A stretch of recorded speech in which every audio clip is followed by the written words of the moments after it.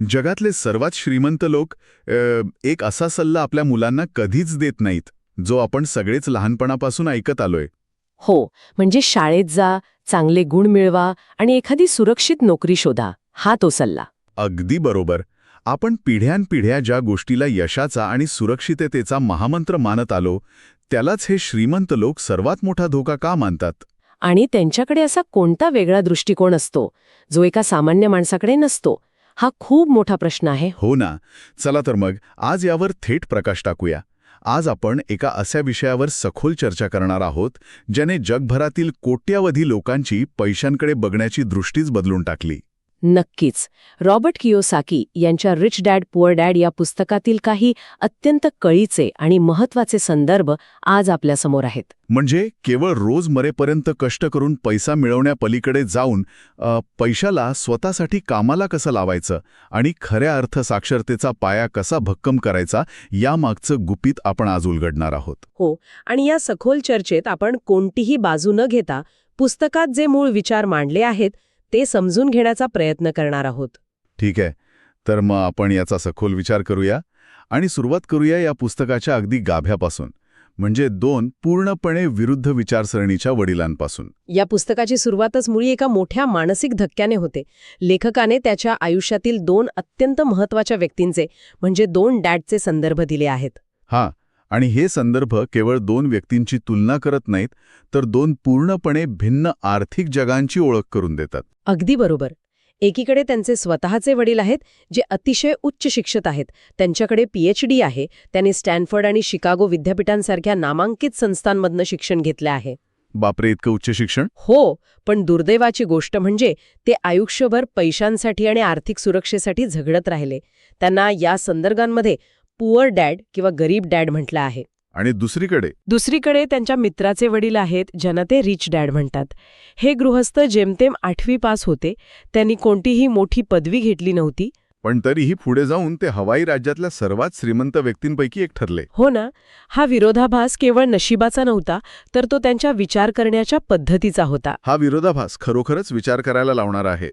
शिक्षणाचा आणि आर्थिक यशाचा थेट संबंध असतो, हा आपला वर्षानुवर्षांचा समज इथे पूर्णपणे चुकीचा ठरतो. कसंय, दोघांच्या विचारांतील हा टोकाचा फरक त्यांच्या रोजच्या साध्या संवादातून कसा दिसायचा, हे या संदर्भांमध्ये खूप छान मांडलं आहे. म्हणजे जेव्हा एखादी महागडी वस्तू घेण्याची वेळ यायची किंवा एखादी मोठी आर्थिक अडचण यायची, तेव्हा पुअर डॅड कायम एकच वाक्य म्हणायचे: हे विकत घेण्याची माझी ऐपत नाही, किंवा मला हे परवडणार नाही. हो, आणि विषय तिथेच संपायचा.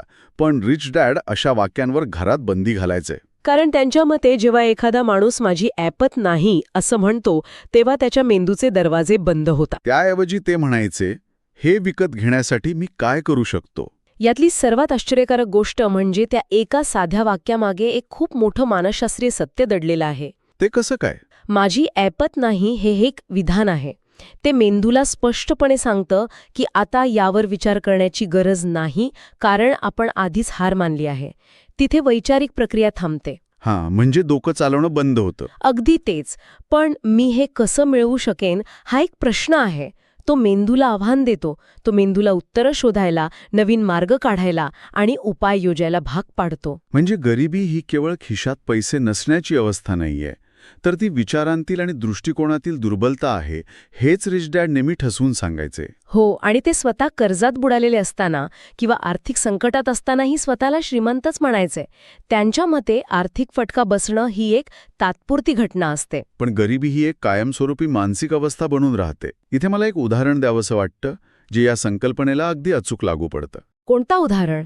हे अगदी जिममध्ये जाण्यासारखं आहे. जेव्हा जिममध्ये जड वजन उचललं जातं, तेव्हा स्नायूंवर ताण येतो आणि ते अधिक बळकट होतात. तसंच पैशांविषयीचे हे जे कसेवाले प्रश्न आहेत ना, ते मेंदूला बळकट करण्याचं काम करतात. हा, म्हणजे ऐपत नाही म्हणणे म्हणजे मेंदूला सोफ्यावर लोळत ठेवून आळशी बनवण्यासारखं आहे. अगदी बरोबर. आळस केला की शरीराचा जसा ऱ्हास होतो, तसाच विचार न केल्याने संपत्तीचा ऱ्हास होतो. आणि हा विचारांचा फरक केवळ खरेदीपुरतं मर्यादित नव्हता. हो, करांविषयी म्हणजे टॅक्सेसविषयी सुद्धा दोघांची मते अगदी दोन ध्रुवांसारखी होती. पुअर डॅडचं म्हणणं होतं की श्रीमंतांवर जास्तीत जास्त कर लादून तो पैसा गरिबांच्या कल्याणासाठी वापरावा. पण रिच डॅड यावर कडाडून टीका करायचे. त्यांचा युक्तिवाद असा होता की जो माणूस नवीन उद्योग उभा करतो, संपत्ती निर्माण करतो, नोकऱ्या देतो, त्याला कर लादून शिक्षा का द्यायची? हा, म्हणजे जो काहीच करत नाही त्याला बक्षीस आणि जो निर्माण करतो त्याला शिक्षा, हे अर्थव्यवस्थेसाठी मारक आहे असं त्यांचं म्हणणं होतं. यावरून माझ्या मनात एक प्रश्न येतोय. विचारा ना. याचा अर्थ आपली पारंपरिक शिक्षण पद्धती खऱ्या आर्थिक यशाच्या आड येते का? या कर प्रणालीच्या मुद्द्यावरूनच आपल्याला पारंपरिक शिक्षण पद्धतीचा एक मोठा दोष दिसून येतो.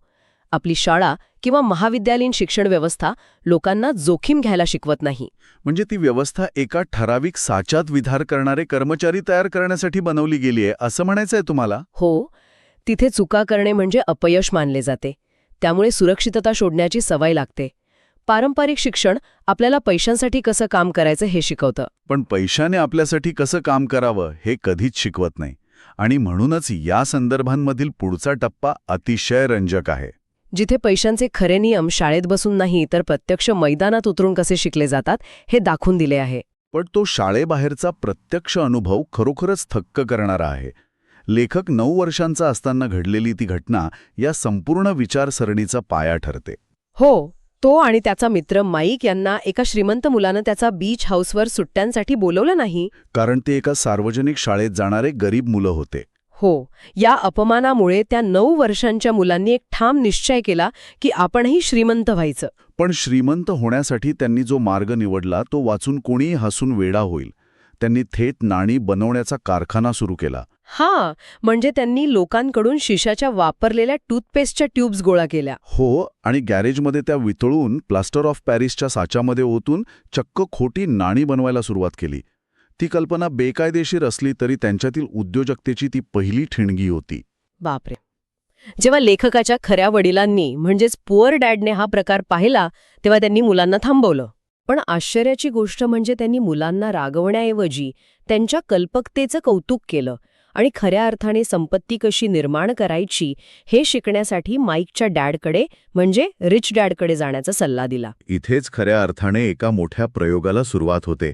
पण एक मिनिट, मला इथे एक मोठा आक्षेप घ्यायचा आहे. कसला आक्षेप? जेव्हा ही मुले रिच डॅडकडे जातात तेव्हा ते त्यांना वर्गात बसून शिकवत नाहीत. ते त्यांना दर शनिवारी 3 तास दुकानात काम करायला लावतात आणि मोबदला देतात फक्त 10 सेंट्स प्रति तास. हो, ते काम खूप कंटाळवाणे होते. 9 वर्षांच्या मुलांना दुकानातले डबे पुसायला लावणं आणि तेही इतक्या जुजबी रकमेवर. आजच्या काळात याला आपण थेट बालमजुरी आणि शोषण म्हणू. स्वतः लेखकालाही त्यावेळी तसंच वाटलं होतं आणि तो चिडून ते काम सोडायला गेला होता. हे अगदी स्वाभाविक आहे. मग हे सगळं वाचताना प्रश्न पडतो की रिच डॅड खरोखरच त्यांना काही शिकवत होते की फक्त स्वतःच्या फायद्यासाठी स्वस्तात कामगार मिळवत होते? हा आक्षेप अगदी स्वाभाविक आहे आणि लेखकाच्या मनातही नेमका हाच विचार आला होता. पण इथेच रिच डॅडचा तो महान धडा दडलेला आहे. कोणता धडा? जर आपण याचा मोठ्या संदर्भाशी संबंध जोडला तर हे एका लसीकरणासारखं आहे. भविष्यात संपूर्ण आयुष्यभर पैशांच्या मागे धावण्याची जी रॅट रेस असते त्या मोठ्या आजारापासून वाचवण्यासाठी. म्हणजे लहानपणीच फुकट किंवा अत्यंत कमी पैशात काम करण्याची थोडीशी लस ते मुलांना टोचत होते. अगदी तेच. जीवन हे नेहमीच माणसाला धक्के देत असते. बहुतांश लोक त्या धक्क्यांमुळे घाबरतात, मागे सरकतात किंवा परिस्थितीला, नोकरीला आणि मालकाला दोष देतात. पगार कमी आहे म्हणून आयुष्यभर रडत राहतात. पण जे शहाणे असतात ते या धक्क्यांमधून शिकतात. हो, रिच डॅड लेखकाला पगार कमी असल्याचा तोच कटू अनुभव मुद्दाम देत होते, जेणेकरून तो कायमस्वरूपी पैशांसाठी काम करण्याच्या मानसिकतेतून आणि त्या नोकरीच्या सापळेतून बाहेर पडेल. म्हणजे ते त्याला रागाची आणि निराशेची ओळख करून देत होते, जेणेकरून तो त्यातून मार्ग शोधायला शिकेल. आणि या 10 सेंट्सच्या धड्यातूनच माणसाच्या आयुष्यातील सर्वात मोठा भावनिक सापळा उघड होतो. हो, जेव्हा लेखक चिडून काम सोडायला आणि रिच डॅडशी भांडायला जातो तेव्हा ते त्याच्या भावनांची अत्यंत कडक परीक्षा घेतात. ते त्याला तासाला 25 सेंट्स, मग $1, मग $2 आणि शेवटी $5 प्रति तास देण्याची ऑफर देतात. आणि 1956 सालचा विचार करता एका 9 वर्षांच्या मुलासाठी $5 प्रति तास ही रक्कम नुसती मोठी नव्हती तर ती डोळे दिपवणारी होती. मोठी माणसे इतक्या पैशांसाठी काहीही करायला तयार झाली असती. पण विशेष म्हणजे लेखक आणि त्याचा मित्र माईक या मोहात पडत नाहीत. ते शांत राहतात. हो, त्यांची भावनिक खळबळ शांत होते आणि ते तर्कशुद्ध विचार करू लागतात. हाच तो निर्णायक क्षण असतो जिथे रिच डॅड त्यांना जगातील सर्वात भयावह चक्र समजावून सांगतात. ज्याला ते रॅट रेस म्हणतात. ते सांगतात की माणसाचे संपूर्ण आयुष्य प्रामुख्याने 2 भावना चालवतात, भीती आणि लोभ. हो, आणि इथंच ही गोष्ट खूप रंजक आणि तितकीच भीतीदायक ठरते. सुरुवातीला पैसे नसण्याची, बिले न भरता येण्याची भीती माणसाला सकाळी उठून नोकरीवर जायला भाग पडते. तो भीतीपोटी काम करतो. पण एकदा का महिन्याच्या शेवटी पगार हातात आला की मग लोभ किंवा अतिशय तीव्र इच्छा जागी होते. मग त्याला नव्या आणि महागड्या गोष्टी, मोठं घर, नवीन गाडी खरेदी करावीशी वाटते. आणि या सगळ्यामुळे त्याची बिले आणि खर्च वाढतात. तो खर्च भागवण्यासाठी त्याला पुन्हा पैशांची भीती वाटते आणि तो पुन्हा अधिक काम करायला लागतो. उठा, कामाला जा, बिले भरा. पुन्हा उठा, कामाला जा, बिले भरा. हे चक्र मरेपर्यंत चालू राहतं. हे अगदी अशा कारसारखे आहे जिचे स्टेअरिंग पूर्णपणे भावनांच्या हातात आहे. आणि माणसाचा मेंदू केवळ मागच्या सीटवर बसलेला एक हतबल प्रवासी आहे. खरंच? या परिस्थितीला रिच डॅड एका अतिशय मार्मिक उदाहरणातून स्पष्ट करतात. ते एका मालक आणि गाढवाचं उदाहरण देतात. ते गाजराचं उदाहरण ना? हो मालक. गाढवाच्या नाकासमोर एका काठीला गाजर लटकवतो. गाढवाला वाटतं की ते गाजर आपल्याला मिळेल आणि त्या मोहापायी ते आयुष्यभर मालकाची गाडी ओढत राहतं.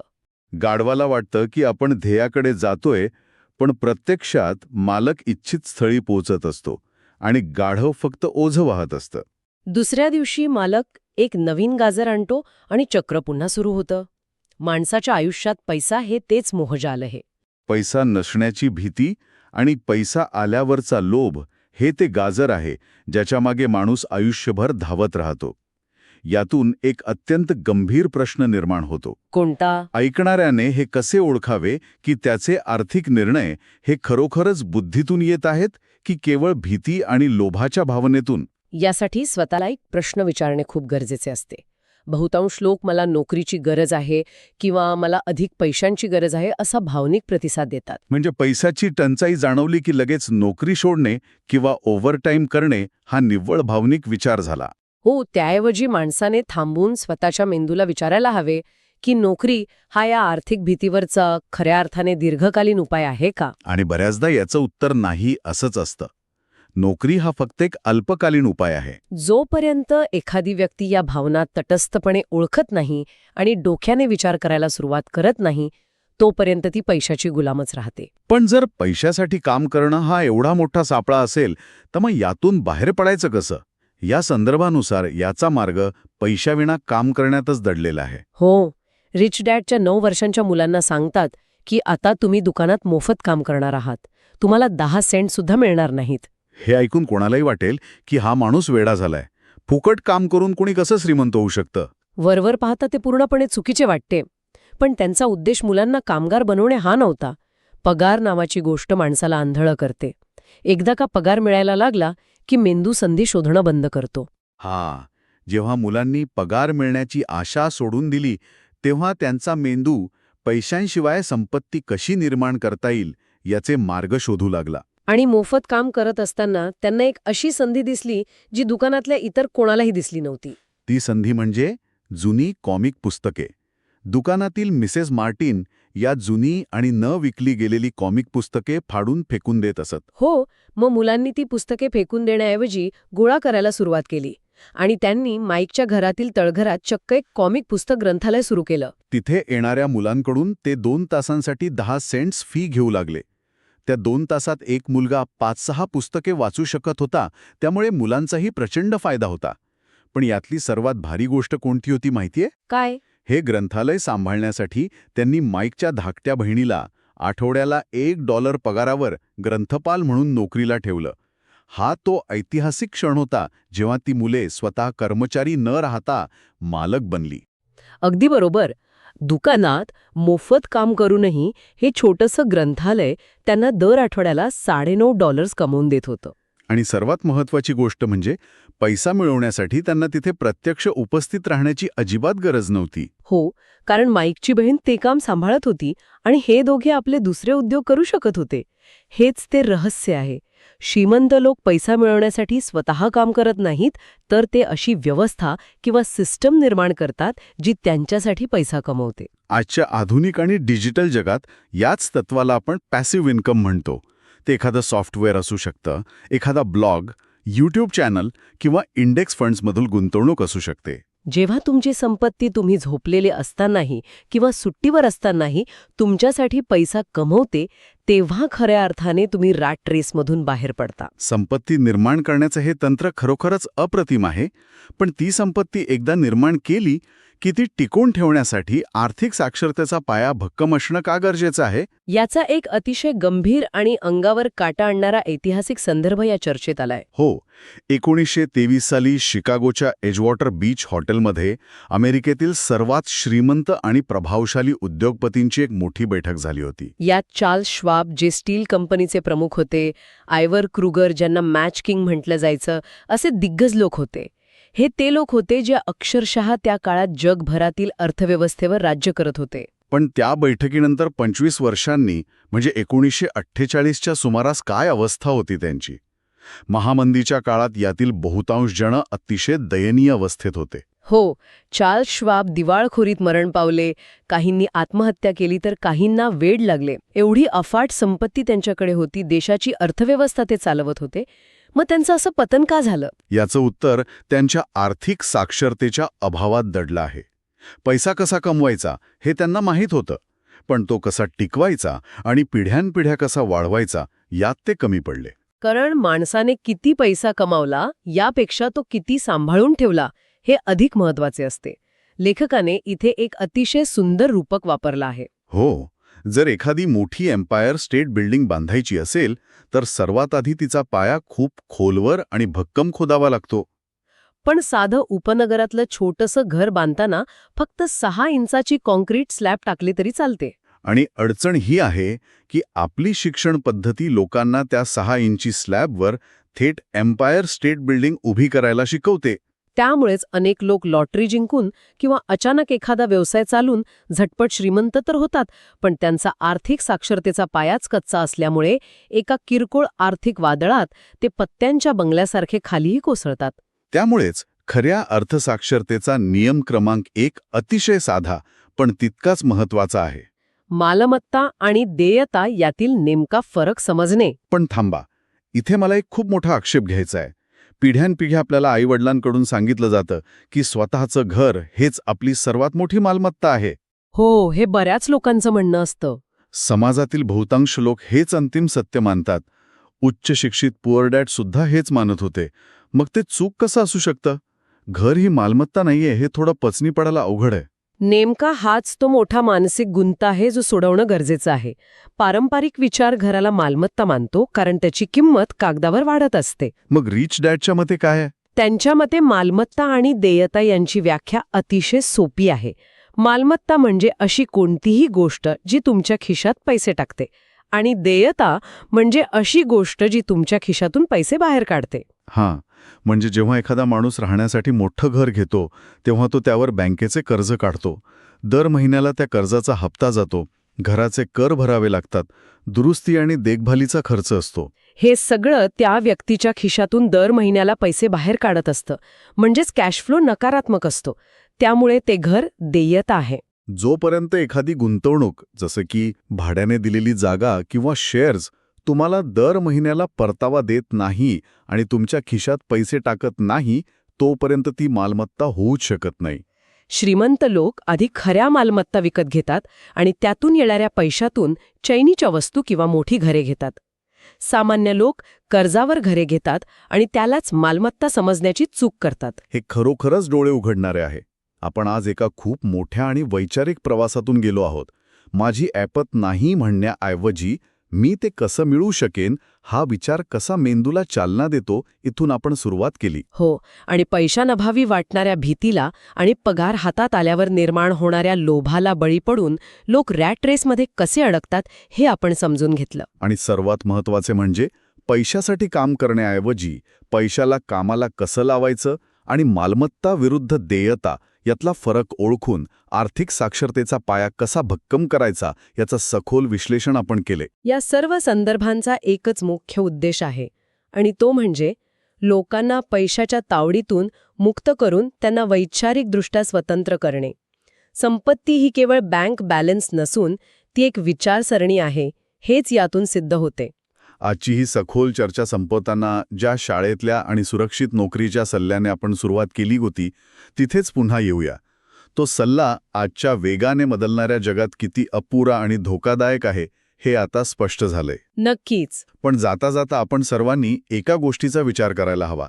विचार करा, जर जगातली प्रत्येक सामान्य व्यक्ती खऱ्या अर्थाने अर्थसाक्षर झाली, सर्वांनी भावनेच्या आहारी जाऊन अनावश्यक देयता विकत घेणं थांबवलं आणि फक्त मालमत्ता उभारण्यावर लक्ष केंद्रित केलं, तर भीती आणि लोभावर चालणारी आजची ही जागतिक अर्थव्यवस्था टिकेल का? की त्या अर्थव्यवस्थेलाही स्वतःचं राईट रेसमधून बाहेर पडून काहीतरी नवीन मार्ग शोधावा लागेल?